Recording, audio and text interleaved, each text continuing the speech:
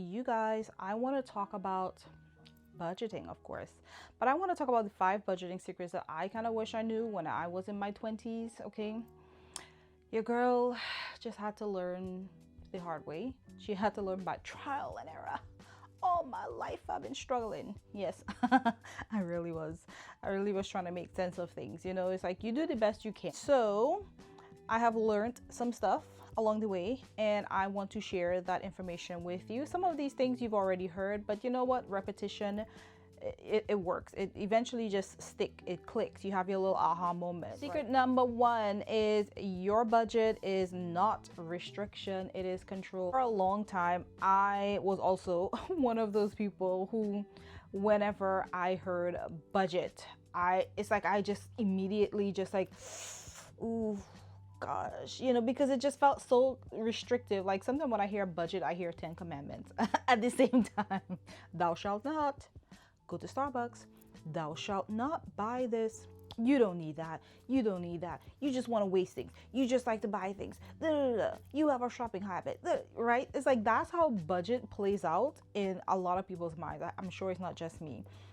And it just makes you feel humiliated, or it just makes you feel like you are a slave to the system, like you're just always going to be paying bills and you're not expected to have. When we have this restriction, we automatically want to rebel. When I actually started to budget, I didn't see it anymore as a thou shalt not otherwise, or I didn't let other people's opinion also dictate how I should budget and how much I should budget and how I should create my budget, because everybody's life is different. Everybody's paycheck is different. One person, they may get like $1,500 every 2 weeks, right, on their paycheck, and they have no kids, right? No kids. They live with their parents, or they live close to their parents, and their parents are like can help them out with everything.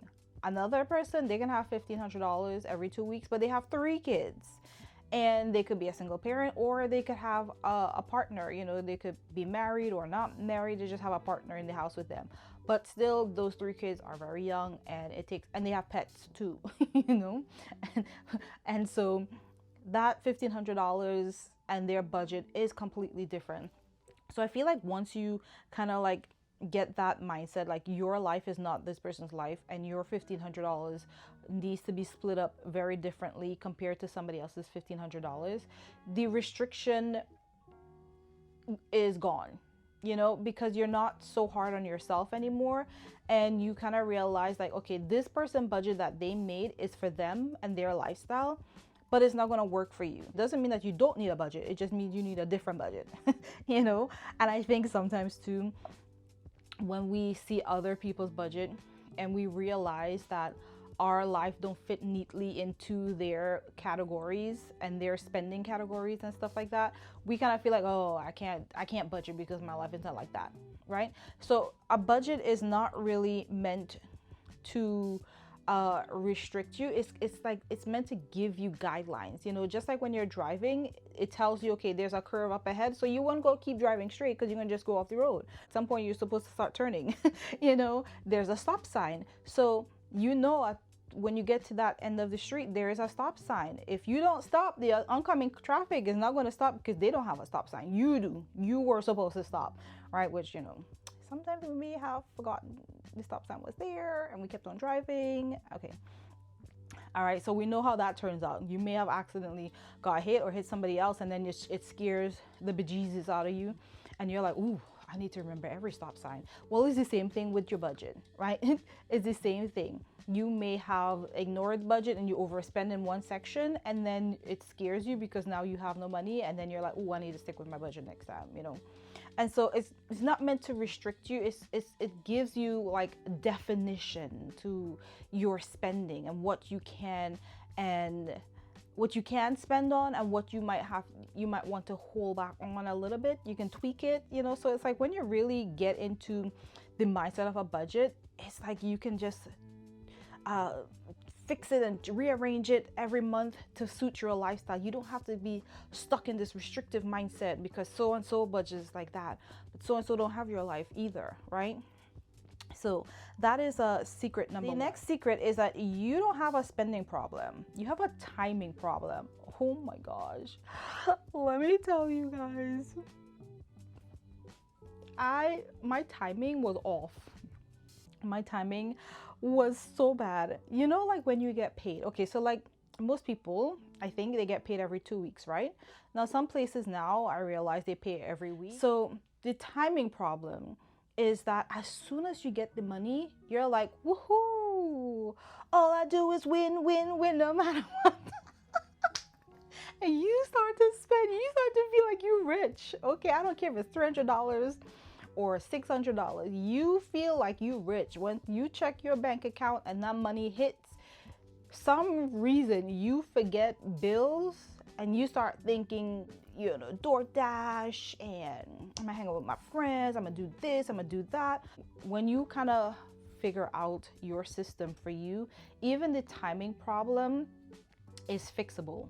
It's workable. You can work it into your budget. So your life is just simple, right? And you know, at the end of the month, like you want, like that's when your friends always want to go out and hang out and do something. Like even if it's just going out to eat, they usually want to do that at the end of the month. Then you pay all of your major expenses at the beginning, the first paycheck, so that at the end of the month you have some wiggle room. You have like an extra $50, extra $100. So when you guys go out to eat, you can really, you know, you can splurge $100. You know, you can splurge a little bit. You can buy something nice to eat, and you don't have to feel bad. You don't have to be like, oh my God, how am I going to pay my rent now? Because you already paid the rent. You already paid the car insurance. You already paid the electric bill. You already paid whatever your major expensive fixed expenses. You already kind of paid that, or you paid into it. So sometimes it's just the timing. As soon as we get that first paycheck, we kind of just splurge, we go crazy, and at the end of the month, we're struggling. If you get caught up in other people's cycle, you will always feel like you're playing catch up, or it's like you're unlucky.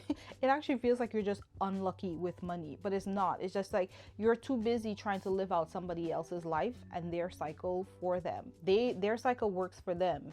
You need to figure out what's yours. Secret number 3 is fixed expenses, which we kind of talked about that, but fixed expenses are like silent killers, okay? It's like things that you have to pay. That's why they're fixed expenses, like your rent or your mortgage or your car payment, your car insurance, health insurance. The thing I would say is that certain things don't have to be a fixed expense. Some things society tells us needs to be a fixed expense, but for somebody else, it may not be a big thing, like a car. You know, in New York, I did not have a car. Why? There's buses and trains everywhere. Why am I going to drive a car? You know how hard it is to find parking in New York? I mean, you live in an apartment complex and you can't even park in front of your apartment. You literally have to go park your car down the street or around the block or something, and then walk back to your apartment. Why am I going to buy a car and then park my car all the way around the block and then walk back to my home? I'm not doing that.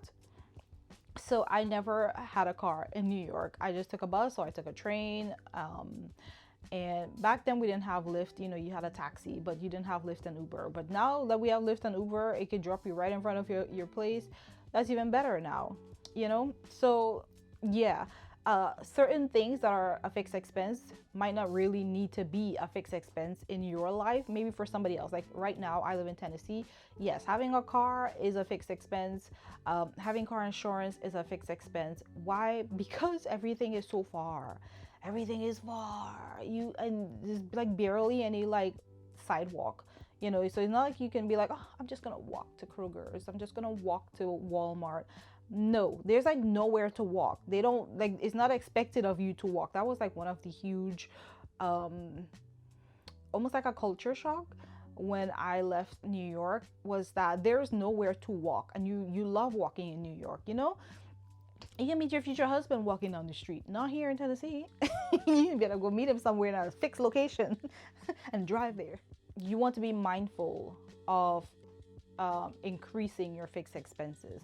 Because like I said, there are some things that you don't really need to have. If you can avoid them at all costs. Secret number 4, you don't need a perfect budget. You need a recovery system. All right, a recovery system. What does that mean?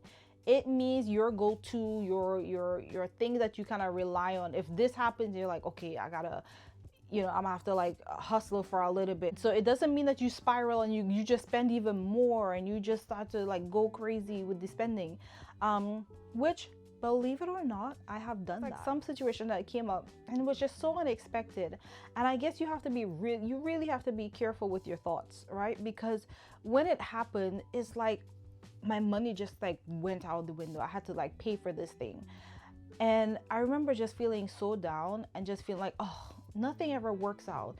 It's like I can't win for losing. It doesn't matter how hard I try. It's like thing always works out against me. And I remember just kind of being in this negative spiral that the little bit of money that I did have left, I just went and shopped. I went into retail therapy mode. Which, retail therapy had to stop being my recovery system. To be honest with you, that was my recovery system. When things just didn't work out, I'm just gonna go to TJ Maxx and just buy myself a new outfit. I'm gonna go to the mall. I'm gonna just go get some expensive coffee because it just feels so nice to be able to afford an expensive cup of coffee. But you really can't afford the expensive cup of coffee, and you didn't need a new outfit. You need to just keep the money that you do have so you can pay the next bill. But instead, I would just give up. I would just like, whatever. It's gone now. Let me just spend the rest of it. and so retail therapy it is. It actually just made things worse because then I spiraled even more. I got more anxious. I got more behind on things because now the little bit of money that I did have left, I spend that too. So you don't need a perfect budget. You need a good recovery system. And the good recovery system is like, okay, this $200 came out for this bill. Maybe I can work an extra shift at work and get that money back. Maybe I could, I wanted to go to the movies. I wanted to hang out with friends, but that also comes with recovery system. Also comes with honesty. And just saying like, hey, I got a flat tire. I wanted to hang out with you guys, but I had to buy a new tire. It was $200-$300, so I can't hang out with you guys this week. Number 5, if future you is not in your budget, you will always feel broke, okay? And I always tell you guys, start small. Start small. $5, $10. Back in the day, I used to do the Dave Ramsey envelope method. Recently, I was clearing out some clutter, some old folders and files and stuff that I had. And I found an old folder that I had where I used to do the envelope method. Like that was like from since, oh my gosh, like 2013, 2015 back then. I used to use that system and I still had the envelopes. That's how much I used to hoard stuff and just hold on to clutter. But I still have that file or that folder. And I opened it and I was just like, going through the envelopes, and I'm throwing away the envelopes now because I don't really use an envelope method anymore. And these things are old. They're like dirty looking, dingy. And so I opened December and I picked up that envelope and I'm getting ready to crumple it up, but it kind of felt like there was something in there. So I opened it up. There was $200 in that envelope. I was like, oh my gosh, $200. Immediately, my mind was like, girl, $200, you can go spend that money, girl. And nope. You know what I did? I put in another envelope. I put in another envelope to save for a rainy day, because you know what? I be having rainy days, okay? I'm not gonna act like, girl, my life is always blessed and highly favored. Shit happens, okay? I can't help it. If I did, I would definitely block it. I would stop stuff from happening. But stuff happens, and I be having them rainy days now. So that little $200, I just said, thank you, God. You know that one day I'm gonna need that $200. I just take it and put it in a newer envelope, and I put it somewhere else for when things happen. I have stopped the habit of always, again, timing, right? We talked about that. I have stopped the habit now of just splurging. Every time I get a little bit of money, I splurge because I deserve it. All right. So future me is in that budget. I said, future me. I know my life. I know things happen. Random things pop up. Whether it's a family member calling me up like, hey, how's it going? Oh, I'm good. How are you? Okay, yeah, yeah, oh, this happened and that happened, and I just need $200. Damn, were you there when I opened the envelope? How you need $200 specifically? Like, stuff like that really does happen. You literally get this amount of money, and then somebody calls you up, literally needing that amount of money. So I've just learned to be honest with myself, and I know these things happen for me and happens to me, and so now I just put the money there because I know somebody's gonna come. Girl, let me tell you what happened. So, all right, so I have future me in mind, and sometimes I have to have future people, other people in mind too. Looking back now, I realized that it wasn't that I needed more discipline, I just needed more structure. And that's what a budget is for. It gives you that structure. It gives you get to create your budget. You get to create around your life, your schedule, your family dynamics, your spending habits, or the new spending habits you want to create for yourself too. You get to keep family members in mind, friends in mind, sick kids and all of these different things, and life happening, and rainy day just popping up randomly out of the blue and things like that. You get to do that with your budget, and so you don't look at it anymore like it's a restriction and I'm going straight to hell. You look at it like, oh, okay, so if I do this and I do this and I do this, I'm great, I'm happy, I'm fine, right? And so that is what I want to share with you guys. It's not really a secret, it's more like a mindset shift or a hack. You just kind of change your perspective about it. And budgeting is not bad. It's not scary. It's and don't let anybody shame you either if your budget doesn't fit into their budget. In fact, the one thing I don't really talk about with other people is my budget, because I don't want nobody telling me, oh, well, I do this and I spend money like this, and what do you do and how do you spend your money? Oh, you need to do it like this because I do it like, I don't care. I don't care anymore. I've learned to just stop caring about what other people are doing. I just focus on myself. And there's some things I just don't talk about with friends, which is my money and how I spend my money and how I save my money. We talk about everything else but that. Because people like to compare and contrast, and they feel like, this works for them, so you need to do it too. That's what I have for you guys. If you enjoy these little, cozy conversations, then please consider liking and subscribing. Thank you guys so much. Bye.